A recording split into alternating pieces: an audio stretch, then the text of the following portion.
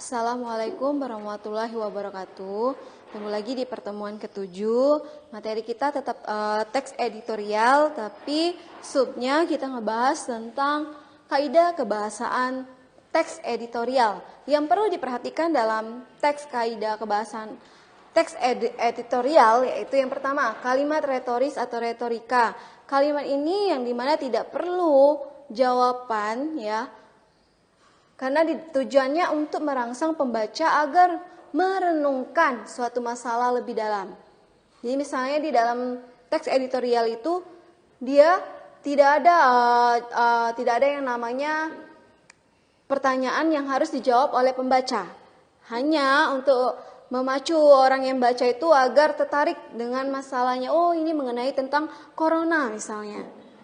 Dia sudah tahu apa yang dampaknya, tapi dia untuk mendalaminya lagi yaitu perlunya kalimat retoris yang ada di dalam teks editorial. 2, penggunaan kata-kata populer.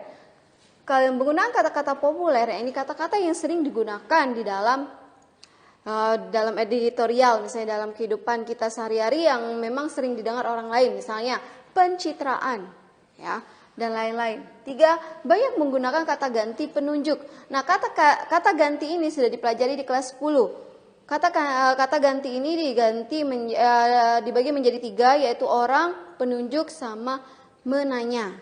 Nah, yang kita bahas di sini adalah penunjuk. Nah, kata ganti penunjuk ini ya, yang merujuk pada tempat atau peristiwa atau waktu. Di sini ada sana, sini, situ, begini, begitu, ini, itu. Nah, ini. Di kalian kelas 12 sudah pernah kalian hafalkan pronomina ini. Jadi kalian tidak sulit lagi untuk membahas kaidah kebahasaan teks editorial. 4, banyak menggunakan kata kausalitas. Kata kausalitas ini yaitu adanya hubungan sebab akibat. Ada sebab, pasti ada akibat. Ada akibat, pasti ada sebabnya, ya. Misalnya dia menggunakan kata sehingga, karena, dan lain-lainnya ya. Nih yang kita bahas berikutnya itu adalah tahapan menulis teks editorial.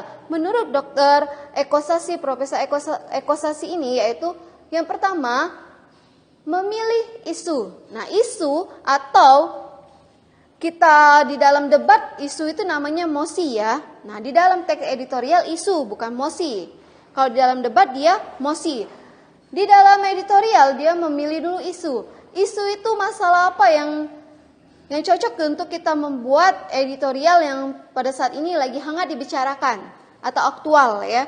Misal pada saat ini kan sistem corona atau masa pandemik ini sering dibicarakan kan. Boleh kita ambil isunya tentang COVID-19 ya. Kemudian 2, mengumpulkan data.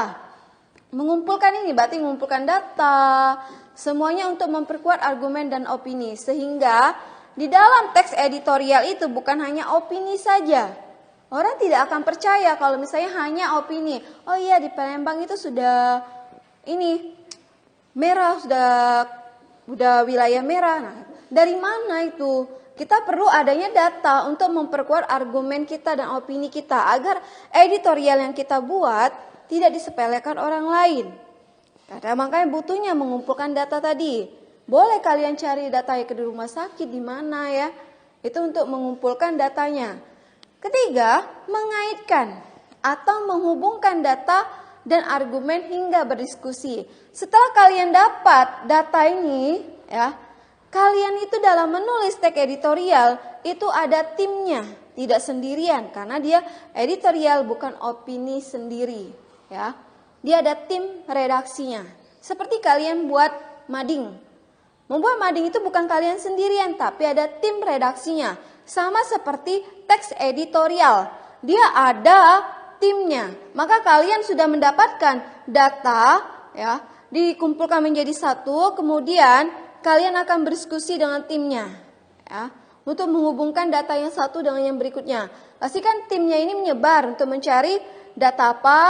Oh, kalian ke sini, ke rumah sakit ini untuk mencari data-data COVID yang tersedia. Nanti berbagi ke rumah sakit sini dan lain-lain. Nah, kemudian sudah dapat baru kita menghubungkan data-data tadi. Semua data yang dapat dikumpulkan terus dikaitkan dengan argumennya. Maka butuhnya berdiskusi terlebih dahulu dengan tim redaksinya ya. 4. Memperbaiki. Setelah selesai, kalian memperbaiki teks editorial yang sudah ada. Misal, membaca kembali secara keseluruhan ya, baik dari isi, struktur, dan kebahasaannya. Kalian lihat lagi apakah ada yang keliru, makanya dia perlu membaca kembali ya.